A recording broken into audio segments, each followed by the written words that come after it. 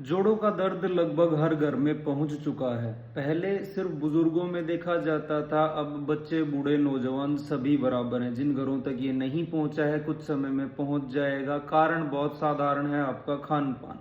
अब यदि जोड़ों का दर्द आ चुका है तो क्या करना है, आने वाला है तो क्या लक्षण होंगे, लंबे समय से चल रहा है, लंबे समय से दवाइयां चल रही हैं फिर भी आराम नहीं हो रहा है तो क्या करना है, उन बारे में हम बात कर लेते हैं।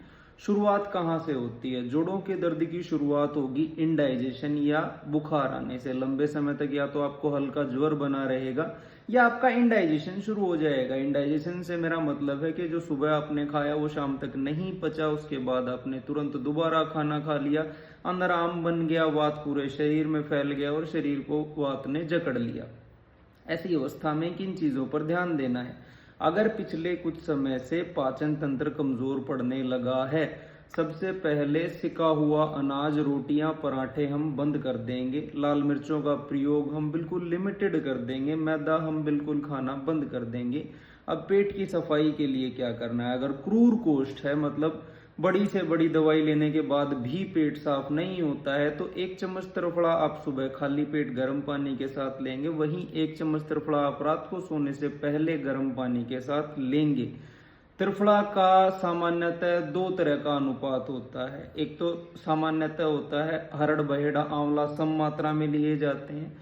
दूसरा होता है 1 हरड़ 2 बहेड़ा 3 आंवला। इस अनुपात में इसको प्रयोग किया जाता है। जो आपको बेटर सूट करता है आप वही अपने अनुसार ले सकते हैं। नजदीकी आयुर्वेदिक स्टोर या पंसारी की दुकान से आपको बना बनाया त्रिफला भी मिल जाता है। अगर इंडाइजेशन होने लगा है, जो सुबह आप त्रिफला लेंगे उससे जठराग्नि प्रदीप्त हो जाएगी, भूख आपको सही से लग जाएगी, आपका पाचन तंत्र सुचारू रूप से क्रियात्मक हो जाएगा, जो भी आप खा रहे हैं उसकी सामान्य गति अधोगामी हो जाएगी। रात को जो त्रिफला लेंगे उससे आपका सुबह सुबह पेट साफ हो जाएगा।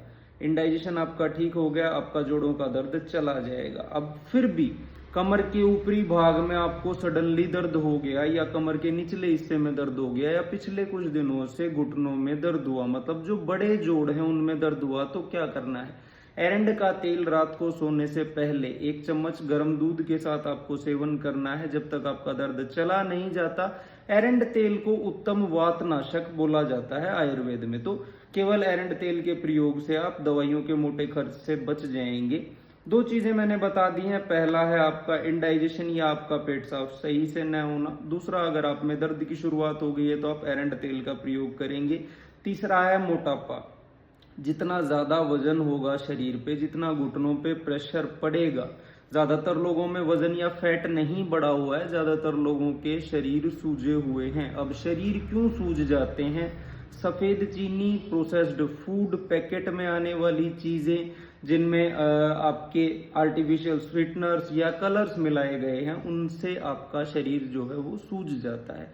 सूजन उतरेगी कैसे? फास्टिंग से आपकी सूजन उतर जाएगी। अगर आपका शरीर फूलने लगा है तो हफ्ते में 1 से 2 दिन की फास्टिंग आपको जरूर करनी है।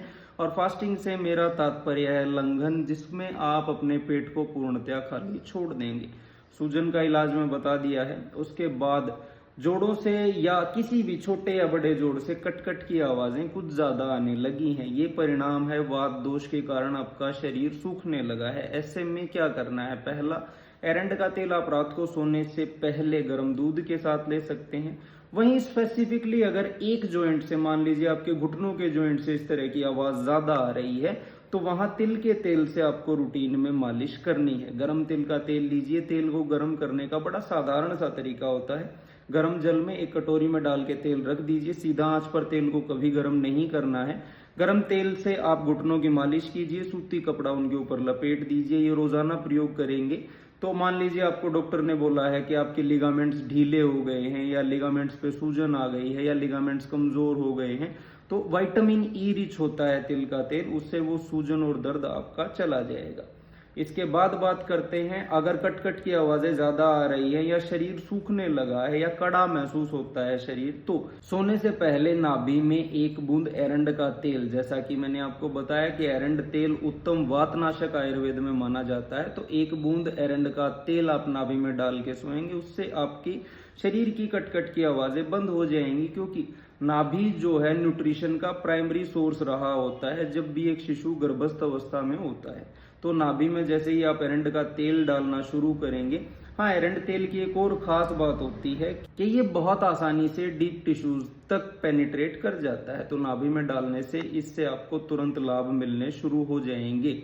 उसके अलावा रूटीन में आपको घी का प्रयोग थोड़ा सा बढ़ा देना है। अगर आपके शरीर में ड्राइनेस आने लगी है तो रोजाना पैदल जरूर चलना है। बिस्तर अगर आपने पकड़ लिया तो जोड़ों का दर्द आपको जकड़ के वहीं बिठा देगा। इसके अलावा अगर आपको ये समस्याएं काफी लंबे समय से आ रही हैं तो हर एक चिकित्सा पद्धति में अलग अलग तरह के इसके उपचार उपलब्ध रहते हैं। जो आपको बेटर सूट करता है आप उसी चिकित्सक से परामर्श लेके अपना उपचार आरंभ करवा सकते हैं।